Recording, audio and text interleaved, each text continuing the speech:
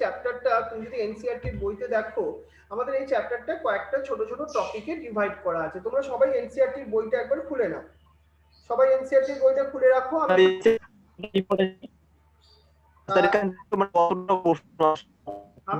আমি তোমাকে কিছু কিছু জিনিস বলছি, সেগুলো তোমাকে নোট ডাউনও করতে হবে। সেই জন্য সবাইকে রিকোয়েস্ট, একটুখানি তোমরা এনসিইআরটি বই খুলে রাখো, এনসিইআরটি বইটা খুলে রাখো। যেখানে আমি কিছু কিছু ইম্পর্টেন্ট কথা বলবো সেগুলোকে একটু আন্ডারলাইন করবে, আর আমি এনসিইআরটিটাকে বেস করেই তোমাদেরকে পড়াবো।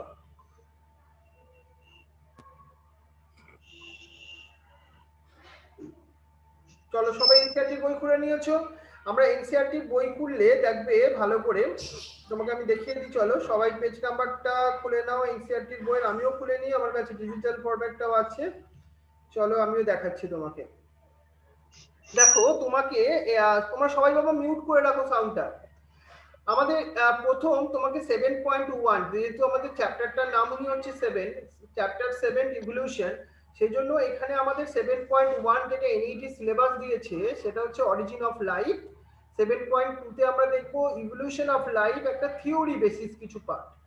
7.3 তে আমরা দেখবো কিছু এভিডেন্স ফর দ্য ইভলিউশন, এখান থেকে খুব ভালো এমসিকিউ আসছে। আর একটা দেখবো আমরা অ্যাডপটিভ রেডিয়েশন ব্যাপারটা, এটাকে আমাদের 7.4 এ আলোচনা করব। আমরা 7.5 এ বায়োলজিক্যাল কিছু ইভলিউশন সম্বন্ধে ডিসকাস করব আমরা। তারপর দেখো আমরা 7.6 এ মেকানিজম, ইভলিউশন হওয়ার পেছনে মেন কারণগুলো কি কি সেটা ডিসকাশনের মধ্যে আসবো। তারপর 7.7 হার্ডি উইনবার্গের প্রিন্সিপাল। আর 7.8 এ আমরা একটা টোটাল সামারি ব্যাপারটা, সামারাইজড ব্যাপারটা জিনিসটা বলবো, কিভাবে আমাদের প্ল্যান্ট কিংডম, কিভাবে অ্যানিমাল কিংডমে কিভাবে ইভলিউশনটা হয়েছে, তো টোটাল সামারাইজড ভিউ। আর 7.9 এ আমাদের হিউম্যান ইভলিউশন নিয়ে কথা বলবো আমরা, যেখানে আমরা আমাদের হিউম্যানরা আছে যে আমরা হোমো সেপিয়ান্স, কিভাবে হোমো সেপিয়ান্স তৈরি হয়েছে সেইগুলোকে, রাইট? তাহলে চলো আজকে আমরা তাহলে এই পার্টটা শুরু করতে চলেছি। আমরা 2 বা 3টে ক্লাসের মধ্যে এই চ্যাপ্টারটাকে শেষ করে দিতে পারবো। কিন্তু প্রথম এনসিইআরটির বই খুললে দেখো একটা ইন্ট্রোডাক্টরি প্যারাগ্রাফ দেওয়া আছে। ওই ইন্ট্রোডাক্টরি প্যারাগ্রাফ থেকে কি ধরনের এমসিকিউ আসতে পারে সেটা আমরা একটুখানি দেখে নিতে থাকবো, রাইট? তাহলে চলো আমরা, মোহাম্মদ ইউসুফ আর পরিতোষ, তোমাদের ফোনটা একটু মিউট করে রাখো, তোমাদের দুজনকে মিউট দেখাচ্ছে না। আমার মিউটই আছে স্যার। রাইট, তাহলে এবার আমরা এই প্রথম দেখি আমরা ইভলিউশন আর ইভলিউশনারি বায়োলজি সম্বন্ধে দুটো ভেরি ইম্পর্টেন্ট টার্মস। প্রথম দেখো আমরা যে চ্যাপ্টারটা পড়ছি সেটা হচ্ছে ইভলিউশন। ইভলিউশন কি বোঝায় কি? ইভলিউশন হচ্ছে একটা orderly change from one form to another, যেখানে একটা লিভিং অর্গানিজম হোক বা সাবস্টেন্স যাই কিছু হোক না কেন, সেখানে খুব অর্ডারলি চেঞ্জ হবে। সেই চেঞ্জটা কিন্তু সবসময় বেটার, মানে ভালোর জন্য। কিসের ভালোর জন্য? কোনো একটা লিভিং অর্গানিজমে তাদের সার্ভাইভ করাবার জন্য, সেটাই ইভলিউশন। কিন্তু সেটা কোনো সাডেনলি চেঞ্জ নয়, সেটা খুব অর্ডারলি, মানে খুব স্লোলি চেঞ্জ হবে, সেটাকে আমরা ইভলিউশন বলছি। আর ইভলিউশনারি বায়োলজি মানে কি? আমাদের দেখো, আমাদের বায়োলজি তো ডিফারেন্ট ব্রাঞ্চ আছে, তার মধ্যে ইভলিউশনারি বায়োলজিটাও একটা তার পার্ট বা টাইপ বলতে পারো। সেখানে আমরা স্টাডি করি ইভলিউশনটাকে, মানে লিভিং থিংস গুলো কিভাবে আর্থে তৈরি হয়েছে, এভাবে তাছাড়াও কিভাবে তারা একটু একটু করে ডেভেলপ করেছে, আজকের এই বেটার জায়গায় এসছে, সেটাকে আমরা ডিসকাস করি ইভলিউশনারি বায়োলজির মধ্যে। আমাদের প্রথম প্যারাগ্রাফে এনসিইআরটিতে যেটা দেওয়া আছে দেখো, আমাদের এই বায়োডাইভার্সিটি, যেখানে তুমি ডিফারেন্ট টাইপ অফ প্ল্যান্ট দেখছো, ডিফারেন্ট টাইপ অফ অ্যানিমাল দেখছো। কিন্তু এই ডিফারেন্ট প্ল্যান্ট আর অ্যানিমাল তুমি আজকে দেখতে তো পাচ্ছ, কিন্তু এটা কেন দেখতে পাচ্ছ? ডিউ টু ইভলিউশনের জন্য। কথাটা ভুল নয়, তার কারণ ইভলিউশনের জন্যই তো আজকে এত ডিফারেন্ট ভ্যারাইটিস। আমাদের সবার লাইফ শুরু হয়েছিল কিন্তু একটাই অরিজিন থেকে, একটা সিঙ্গেল অরিজিন থেকে, কিন্তু তাহলে এত different type of plant animal কেন হলো? ডিউ টু ইভলিউশনের জন্য। কারণ আমরা ডিফারেন্ট ডিফারেন্ট মনে করো এনভায়রনমেন্টে থাকি, ওই এনভায়রনমেন্টে থাকবার জন্য আমাদের নিজেদের মধ্যে কিছু চেঞ্জ করতে হয়েছে, তবেই আমরা সার্ভাইভ করতে পারবো। কারণ আমাদের এনভায়রনমেন্ট কিন্তু continuously changeable, not there static, তারা একই জায়গায় থেমে নেই। প্রত্যেকটা সেকেন্ডে, প্রত্যেকটা মিনিটে আমাদের কিন্তু এনভায়রনমেন্ট চেঞ্জ হচ্ছে, আমাদের পরিবেশ চেঞ্জ হচ্ছে। হয়তো তুমি সবসময় সেটাকে ফিলও করতে পারো না, আমরাও ফিল করতে পারি না, কিন্তু সেই এনভায়রনমেন্টে চেঞ্জ হওয়ার জন্য আমাদের লিভিং অর্গানিজমের মধ্যেও কিন্তু কিছু চেঞ্জ হচ্ছে। যে লিভিং অর্গানিজমগুলো এই চেঞ্জের পার্টিসিপেট করছে তারাই সার্ভাইভ করে যাচ্ছে, আর যারা করতে পারছে না তারা সার্ভাইভ করতে পারছে না, তারা কি হচ্ছে, তারা এক্সটিংক্ট হয়ে যাচ্ছে। ঠিক আমাদের এনইটি মেডিকেলের এক্সামের মতো পরীক্ষার প্যাটার্ন সবকিছু চেঞ্জ হচ্ছে। সেজন্য তোমাদের স্টুডেন্টরা যারা এটাকে সব থেকে বেশি নিজেকে অ্যাডপ্ট করতে পারবে, নিজেকে এর জন্য ফিট করতে পারবে, তারাই আলটিমেটলি সাকসেসফুল হবে। আদার স্টুডেন্টরা এখানে কি হবে, এই মেডিকেল দুনিয়া থেকে এক্সটিংক্ট হয়ে যাবে। এটাই তো রেজাল্ট, এটাই তো বাস্তব, এটাই আলটিমেটলি আমাদের এই ইভলিউশন তাই শেখায়। এবার আমরা আমাদের এনসিইআরটির বইতে পরের আরেকবার বলুন বলো, একবার কেউ কিছু বলছো বলো। স্যার, মাঝখানে কথাটা আটকে গেছিল এই মাত্র। হ্যাঁ, মানে আমি তোমাকে সেটাই বললাম, আমাদের এনভায়রনমেন্টের সঙ্গে সঙ্গে প্রত্যেকটা লিভিং অর্গানিজমকে চেঞ্জ হতে হবে। এরপর দেখো এনসিইআরটির বইতে আমরা আমাদের মেডিকেলের সিলেবাসের সেকেন্ড টপিকটা নিয়ে তোমাদের সাথে ডিসকাস করব, 7.1, that is the origin of life. এবার দেখো আমরা অরিজিন অফ লাইফ নিয়ে যখন ডিসকাস করছি, আমরা লিভিং থিংস বা লাইফ সেটা কি করে অরিজিনেট হলো, আমাদের লিভিং থিংস এর মধ্যে আছেটা কি সেটাও জানা দরকার, তবেই আমরা সেটাকে মানে আইডেন্টিফাই করতে পারবো আমাদের এই আর্থে কি করে লিভিং থিংস অরিজিনেটেড হলো। কিন্তু এটা বলাটা কিন্তু খুব ইজি ব্যাপার নয়, কারণ এই লাইফ অরিজিনেশন হওয়া সেটা তো অনেক কাল আগেকার কথা। সেই সময়কার এনভায়রনমেন্টের তো যারা বেঁচে ছিল আজকে তারা তো কেউই নেই, তাই না? সেই জন্য আমরা এটাকে জানবো কি করে, তার জন্য ডিফারেন্ট কিছু হাইপোথিসিস আছে, কিন্তু তার জন্য সব থেকে মোস্ট ইম্পর্টেন্ট একটা হাইপোথিসিস যেটা আমাদের এনসিইআরটি বইয়ের লেভেলে দেখবে তোমার সেকেন্ড পেজে দেওয়া আছে, পরের পেজে দেখো, সেটা হচ্ছে big bang theory. Big bang theory কি বলে? বিগ ব্যাং থিওরি বলে আলটিমেটলি একটা সিঙ্গেল এক্সপ্লোশন হয়েছিল, সিঙ্গেল হিউজ এক্সপ্লোশনের থ্রু দিয়েই আমাদের ইউনিভার্সে আর্থ যেখানে আমরা থাকি আজকে সেটা অরিজিনেটেড হয়েছিল।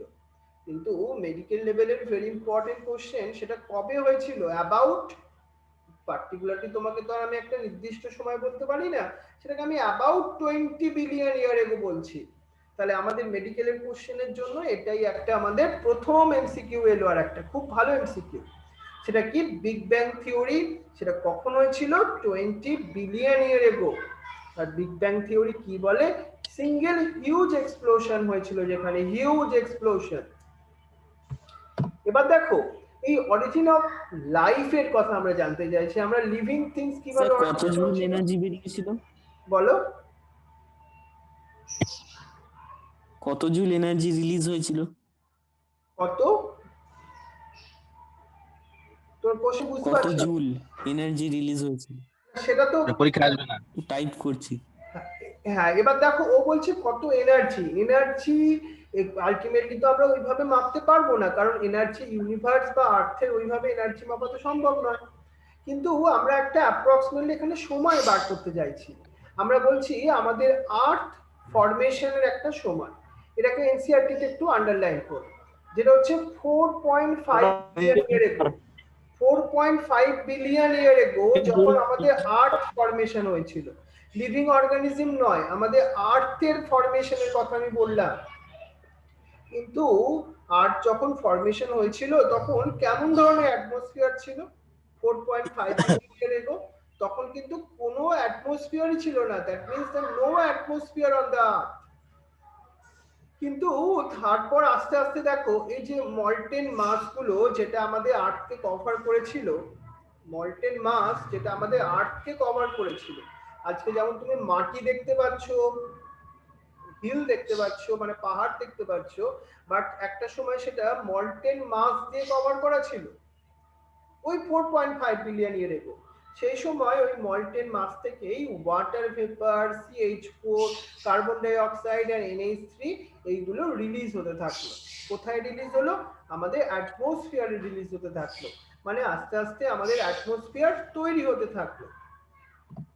এবার ইউভি রে, আজকে আমাদের ইউভি রেটা আমাদের আর্থ সারফেসে আসতে পারে না, কেন পারে না?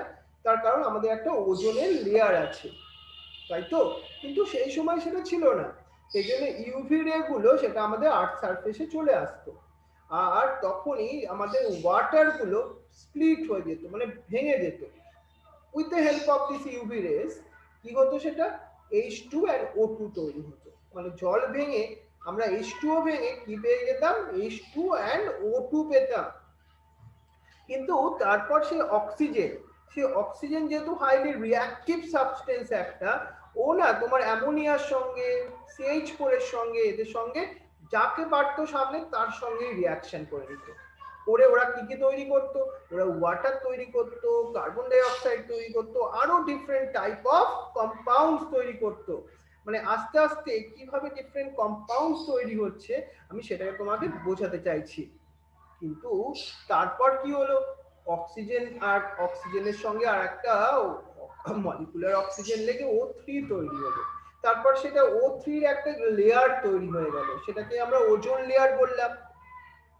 কিন্তু ওজোন লেয়ার যখন ফরমেশন হলো তখন ইউভি রে আর আর্থ সারফেসে আসতে পারলো না টোটালি।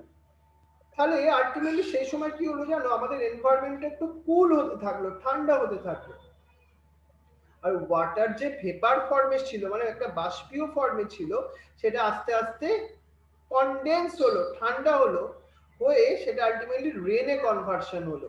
মানে আমাদের বৃষ্টি শুরু হলো। সেই বৃষ্টি এক দুদিনের বৃষ্টি নয়, সেটা বছরের পর বছরের বৃষ্টি হয়ে সেটা কোথায় হলো, ওই সিতে। মানে সি তো তখন তৈরি হয়নি, মনে করো আমাদের আর্থ সারফেসে কিছু গর্ত ছিল, মানে কিছু ডিপ্রেসড এরিয়া ছিল, সেইখানে ওই রেন গুলো পড়তে শুরু করলো, করে করেই তৈরি হলো ওশেন। কিন্তু যেহেতু এবার ওশেন তৈরি হয়ে গেছে, সি তৈরি হয়ে গেছে, এবার কিন্তু লাইফ তৈরি হওয়ার পালা। কারণ লাইফ তৈরি হয়েছিল কিন্তু এই ওশেনের মধ্যে। এবার আমি মেডিকেলের জন্য আরেকটা ভেরি ইম্পর্টেন্ট কোশ্চেন বলছি তোমাকে, সেটা হচ্ছে লাইফ অ্যাপিয়ার হয়েছিল কখন, অলমোস্ট 4 বিলিয়ন ইয়ার এগো। এটাকে আন্ডারলাইন করে রাখো এনসিইআরটিতে, 4 বিলিয়ন ইয়ার এগো, এটা আমাদের মাথায় রাখতে হবে কিন্তু। এবার দেখো, আমি আগেই বলছিলাম আমরা হয়তো সবাই জানতে চাইছি লাইফ কোথা থেকে অরিজিনেটেড হলো। এটা আমাদের হিউম্যানদের বলতে পারো জীবনের সব থেকে একটা বড় কোশ্চেন, সবার কোশ্চেন একটা, যে লিভিং থিংস কোথা থেকে হলো, রাইট? এবার সেইটাকে নিয়ে তাহলে ডিফারেন্ট সায়েন্টিস্টরা ডিফারেন্ট ভাবে কাজ করেছিল। সেই জন্য আমাদের হাতে আছে আজকে অনেকগুলো থিওরি, যেটা আলটিমেটলি আমাদের বোঝাতে চেষ্টা করে অরিজিন অফ লাইফকে। কি কি সেই থিওরি? একটা হচ্ছে theory of abiogenesis, theory of biogenesis, theory of panspermia, theory of creationism and theory of chemical evolution. দেখো এদের মধ্যে আমরা কোনটাকে একটুখানি বেশি আমাদের ক্ষেত্রে অ্যাপ্লিকেবল বা বেশি ঠিক বলে মনে করব, সেজন্য আমাদের জানতে হবে এই থিওরিগুলো কি বলে। আমাদের প্রত্যেকটা থিওরি সম্বন্ধে তোমাকে চলো আমি একটু হলেও ইন্ট্রোডাকশন বোঝাই, তাহলে তুমি নিজেও কিছুটা আইডিয়া পাবে এদের মধ্যে কোন থিওরিটা বেশি ইম্পর্টেন্ট আমাদের ক্ষেত্রে। প্রথম হচ্ছে থিওরি অফ এবায়োজেনেসিস, যেটাকে আমরা স্পন্টেনিয়াস জেনারেশন বলি। এই সময় অ্যারিস্টটলের সময় ছিল এটা। সেই সময় সায়েন্টিস্টরা কি বলতো তোমার স্পন্টেনিয়াস জেনারেশনে, life comes out of the decaying and the rotting matter, মানে পচা গলিত এইসব সাবস্টেন্স গুলো, সেখান থেকে লিভিং থিংস তৈরি হতো। দেখো এটা শুনে তোমার হয়তো কেমন লাগছে, কিন্তু আলটিমেটলি কি এটা এরকম তৈরি হতো সেটাও আমরা একটুখানি দেখবো। তার মানে এটা কি বলছে, ডিকেইং ম্যাটার থেকে, তোমার বাড়ির পাশে কিছু পচা পাতা টাতা থেকে তুমি দেখবে কোন একটা লিভিং অর্গানিজম তৈরি হয়ে যাচ্ছে, এটা কি সম্ভব? এই থিওরি কিন্তু সেটাই বলছে। অ্যারিস্টটলের মতো সায়েন্টিস্টরা এটাকে কিন্তু বেশ ভালোভাবেই সমর্থন করত। সেই জন্য এটা তখন সারা ওয়ার্ল্ডে একটা ফেমাস থিওরি ছিল, আমাদের স্পন্টেনিয়াস জেনারেশন থিওরি। কিন্তু কিছু সায়েন্টিস্টরা আবার এই থিওরিটাকে কিছুতেই মানতে রাজি ছিল না। তারা সেই সব সায়েন্টিস্টরা হলো, খুব নাম করা একজন সায়েন্টিস্ট, যিনি হচ্ছেন লুইস পাস্তুর। উনি এই তোমার স্পন্টেনিয়াস থিওরিটাকে কি করলেন, ডিসপ্রুভ করলেন। মানে এটাকে উনি বললেন না এই থিওরিটা ঠিক নয়, কিন্তু মুখে তো বললে হবে না, এই থিওরিটাকে তাহলে কি করতে হবে তোমাকে, তোমাকে তার জন্য ওনাকে এক্সপেরিমেন্ট করতে হবে। উনি একটা লং নেক একটা দেখো একটা এক্সপেরিমেন্ট করলেন, একটা এমন একটা উনি তোমার গ্লাসের ইনস্ট্রুমেন্ট তৈরি করলেন যেখানে লং নেক আছে। উনি তার মধ্যে ব্রথ নিলেন, ব্রথ মানে একটা ফুড আর কিছুই না, লিকুইড ফুড করতে পারো। এবার সেটাকে উনি বয়েল করলেন, বয়েল করে দেখালেন ওখানে কোনো মাইক্রোবসের গ্রোথ হয়নি। কিন্তু যখনই এই লং নেকটাকে উনি ব্রেক করে দিতেন, মনে করো লং নেকটা থাকতো না, তখন দেখলাম মাইক্রোবিয়াল গ্রোথ হচ্ছে। উনি এর রিজনটা দিলেন কি, ব্রথ থেকে মাইক্রো অর্গানিজম গ্রোথ হয় না, ব্রথের মধ্যে যে অটোমেটিক স্পন্টেনিয়াস জেনারেশন তোমার সেখান থেকে যে লিভিং অর্গানিজম তৈরি হচ্ছে তা নয়, ওটা বাইরের এনভায়রনমেন্ট থেকে আসছে, তাই ওখানে গ্রোথ হচ্ছে। উনি এই এক্সপেরিমেন্টে এটাই বোঝালেন। উনি ডেমনস্ট্রেট করলেন life comes only from the pre existing life, মানে প্রি এক্সিস্টিং লাইফ থেকে, মানে পুরনো একটা লাইফ থেকে নতুন লাইফের সূত্রপাত হয়, ওই পচা গলা ওইসব সাবস্টেন্স থেকে নয়। উনি আরো এক্সপেরিমেন্ট করলেন, he showed that did not come from killed yeast in closed pre sterilised flask. Pre sterilised কথাটার মানে কি, এমন একটা উনি ফ্লাক্স নিয়েছিলেন ওখানে কোনো আনওয়ান্টেড কোনো মাইক্রোবস ছিল না, মানে বলতে পারো মাইক্রোবস ফ্রি উনি একটা ফ্লাক্সের মধ্যে উনি এক্সপেরিমেন্ট করে দেখিয়েছিলেন ওখানে কোনো ইস্ট গ্রোই করেনি। কিন্তু কেন গ্রো করেনি, তার কারণ উনি বললেন যেটা life comes only from the pre existing one. এটাই ছিল লুইস পাস্তুরের disprove experiment for abiogenesis theory. এবার দেখো আমরা এই সময় শুধু কিন্তু লুইস পাস্তুর একা ছিল না, এই সময় ফ্রান্সিসকো রেড্ডি, স্পলেনজেনি, লুইস পাস্তুর এই তিনজন সায়েন্টিস্ট কিন্তু খুব ভালো কাজ করেছিলেন থিওরিজ অফ বায়োজেনেসিসকে প্রুভ করবার জন্য। এই তিনজন সায়েন্টিস্টের নাম আমরা মনে রাখবো, Francesco Redi, Spallanzani and Louis Pasteur. ওনারা কি বললেন এই বায়োজেনেসিস থিওরিতে, life originated from pre existing life থেকে। প্রি এক্সিস্টিং লাইফ মানে মানুষের বাবা মা থেকেই মানুষের বাচ্চা তৈরি হয়। একটা সিংহের তার বাবা মা থেকে সিংহের একটা এই যে লায়ন তার বেবি তৈরি হয়, চিকেনসের ক্ষেত্রেও তাই, প্ল্যান্টসের ক্ষেত্রেও তাই। বুঝতে পারছো, life originated from pre existing life, এটাকে আমরা বলছি থিওরিজ অফ বায়োজেনেসিস। কিন্তু থিওরিজ অফ বায়োজেনেসিসটাকেও একটু তোমার মানতে আমাদের অসুবিধা হচ্ছিল। কেন মানতে অসুবিধা হচ্ছিল, কারণ এই যে theory of biogenesis does not explain the origin of first life. তাহলে প্রথম লাইফটা কোথা থেকে এলো, ওনারাই তো বললেন যে লাইফ থেকে লাইফের তৈরি হয়, তাহলে প্রথম লাইফটা কোথা থেকে এলো ওটা কিন্তু ওনারা এক্সপ্লেন করতে পারলেন না। কারা পারলেন না, ফ্রান্সিসকো রেড্ডি, স্পলেনজেনি আর লুইস পাস্তুর। সেই জন্য আমরা তখন আরো নতুন কোন থিওরি বুঝতে চাই না, তখন কসমিক থিওরি বলে একটা থিওরি আমাদের হাতে এলো।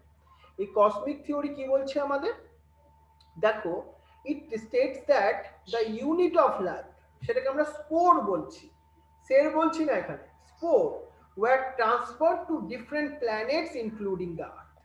অন্য কোনো প্ল্যানেটে হয়তো প্ল্যান্ট আছে, অ্যানিমাল আছে, আমাদের মতো হিউম্যান বিংসও আছে, আমরা জানি না, সেই ধরনের আদার কোনো প্ল্যানেট থেকে স্পোরটা আমাদের আর্থে এসেছিল, স্পোর। সেই স্পোর থেকেই তৈরি হয়েছিল লিভিং থিংস এর প্রথম স্টার্টিং পয়েন্ট। এটাই বলে কসমিক থিওরি। সেই মিটারয়েডস গুলোর থেকে, মানে সে উল্কা বলি না আমরা, সেই মিটারয়েডস ওর মধ্যে দিয়ে এই স্পোর গুলো আমাদের আর্থে এসে পৌঁছেছিল। এটা আর একটা থিওরি, কসমিক থিওরি। এরপরে আমরা আর একটা থিওরির কথা বলবো, যেটা হচ্ছে theory of special creation. Special creation মানে কি, যেখানে living and non living things গুলো ক্রিয়েট করেছিল সাম সুপার ন্যাচারাল পাওয়ার, যেটাকে তুমি গড বলছো। এর উপর বেস করেই কিন্তু ডিফারেন্ট রিলিজিয়ান তৈরি হয়েছে। আজকে এমন কোনো কান্ট্রি নেই যেখানে তোমার কোনো রিলিজিয়ান নেই, এক্সেপশন ছাড়া একটা দুটো বলছি না। কারণ না স্যার, ইন্ডিয়াতে তো কোনো রিলিজিয়ান নেই, ইন্ডিয়াতে যে যা পারে করবে। না, ইন্ডিয়াতে আরো ডিফারেন্ট রিলিজিয়ান আছে, অনেক বেশি রিলিজিয়ান আছে, যেখানে আমরা কেউ হিন্দু মুসলিম মানে আমরা কোনো সুপার ন্যাচারাল পাওয়ারকে বিশ্বাস করি। মানে তুমি হয়তো না বিশ্বাস করলেও আমাদের আমাদের যে ফ্যামিলি হিস্ট্রি তারা বিশ্বাস করে, রাইট? মানে আমরা আমি সুপার ন্যাচারাল বিশেষ পাওয়ারের উপরই বেস করে এগোই। সেটা আলটিমেটলি কেউ সেটা হিন্দু হোক, খ্রিস্টান হোক, মুসলিম হোক, মানে যে কোনো রিলিজিয়ানের মধ্যে, রাইট? মানে সবাই আমরা স্যার এইখানে তো পাওয়ারের উপরই, আমরা সুপার ন্যাচারাল পাওয়ারই কি তৈরি করেছিল, living and non living things গুলো তৈরি করেছিল। এটাকে আমরা বলছি স্যার এখানে স্টিফেন হকিং তো বলেছিল স্যার, এখানে কোনো ইয়ে নেই। বলো। হ্যালো স্যার, স্টিফেন হকিং তো বলেছিল মানে there is no God. Sir Stephen Hawking তো বলেছিল দেয়ার ইজ নো গড, হ্যাঁ, এটা আমার তারপর মানে আমি সেখানে কোনো সুপার পাওয়ার নেই স্যার। কিছু এক্সেপশন আছে, সেগুলোকে নিয়ে আমি এখন যাচ্ছি না। স্যার সুপার পাওয়ার নেই, কিন্তু লাক বলে তো একটা জিনিস আছে, তো সেটাই তো গড। সেটাকে নিয়ে আমি এখন অবশ্য যাচ্ছি না আমরা। দেখো কিন্তু মানে যে মাঝেরহাট ব্রিজ ভাঙার, আমি সেটা নিয়ে পরে যেমন আলোচনা করব। এবার আমি আসি আমাদের theories of chemical evolution. Theories of chemical evolution কি বলে, যেটা কোন সায়েন্টিস্টরা প্রপোজ করেছিল? অপারেন আর হ্যালডেন বলে সায়েন্টিস্ট। ওনারা কি করলেন জানো? ওনারা দেখালেন যে first form of life originated from non living inorganic and organic molecules থেকে। আমরা আগে আমাদের বায়োজেনেসিস থিওরি কি বলছিল? প্রি এক্সিস্টিং লাইফ থেকেই নতুন লাইফ তৈরি হয়, কিন্তু অপারেন এন্ড হালডেনের কেমিক্যাল ইভলিউশন থিওরি কি বলছিল? Non living inorganic and organic molecules থেকে লিভিং থিংস তৈরি হয়। কোন সেই molecules? Like CH4, NH3, H2O, sugar, protein, nucleic acid, এইগুলোই তোমার কম্বাইন করে তৈরি হয় লিভিং থিংস। প্রথম লিভিং থিংস এইভাবেই তৈরি হয়েছিল। So abiogenesis first, but biogenesis ever since. এটা হচ্ছে কেমিক্যাল ইভলিউশনের একটা কনসেপ্ট। কিন্তু আমাদের এই যে তোমাকে আমি বললাম অপারেন আর হ্যালডেন আমাদের একটা থিওরি দিলেন, কিন্তু থিওরিটাকে সায়েন্টিফিক্যালি প্রুভ করতে হবে। তার জন্য দুজন সায়েন্টিস্টরা এক্সপেরিমেন্টাল একটা সেটআপ তৈরি করলেন। কি প্রুভ করবার জন্য? কেমিক্যাল ইভলিউশনকে প্রুভ করবার জন্য। কোন দুজন সায়েন্টিস্ট? ইউরে and Miller. ওনারা কি করলেন? উনি একটা স্পেশাল ফ্লাক্স তৈরি করলেন। এই ফ্লাক্সের মধ্যে ওখানে কি করা হলো? ওখানে দেখো একটা এমন কন্ডিশন ক্রিয়েট করা হলো যেটা প্রিমিটিভ আর্থে ছিল। 800 ডিগ্রি সেলসিয়াস টেম্পারেচার। কিভাবে? দুটো ইলেকট্রোডস এর মধ্যে টাচ করবে। আর আমরা নয়, ওই ইউরে এন্ড মিলার ওই সায়েন্টিস্টরাই কি করলেন? ওই যে তোমার ফ্লাস্কের মধ্যে চারটে মেন গ্যাসকে ওনারা প্রোভাইড করলেন, CH4, NH3, H2 and H2। এইগুলো ভালো করে মাথায় রাখো। এই গ্যাসগুলো কি করলো? এই গ্যাসগুলো যখন আমরা ওই ফ্লাস্কের মধ্যে নিলাম, ক্লোজ ফ্লাস্কের মধ্যে, তখন 800 ডিগ্রি টেম্পারেচার অলরেডি উঠে আছে। এবার ওরা ওই সব ডিফারেন্ট গ্যাস, মানে চারটে ডিফারেন্ট গ্যাস একসঙ্গে নিজেদের মধ্যে কেমিক্যাল রিঅ্যাকশন করলো।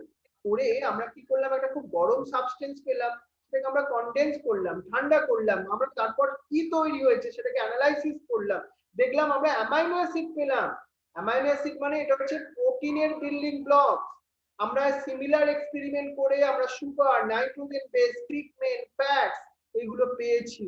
এখান থেকে কি প্রুভ হচ্ছে? প্রত্যেকটা লিভিং অর্গানিজমের মধ্যে, আমাদের মধ্যেও তো আছে সেই অ্যামাইনো অ্যাসিড, সেই সুগার, সেই নাইট্রোজেন বেস, সেই পিগমেন্ট।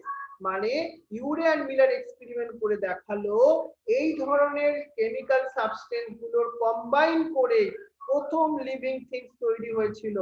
এটা কিন্তু ভেরি ইম্পর্টেন্ট একটা এক্সপেরিমেন্ট আমাদের এমনিটি মেডিকেলের জন্য। কিন্তু প্রথমেই আমাদের সেল তৈরি হয়নি। কি তৈরি হয়েছিল? First non cellular forms of life, মানে সেলের মতো একটা স্ট্রাকচার, বাট সেটা সেল নয়। কবে তৈরি হয়েছিল? সেটা হচ্ছে 3 বিলিয়ন ইয়ার এগো। Sir amoeba.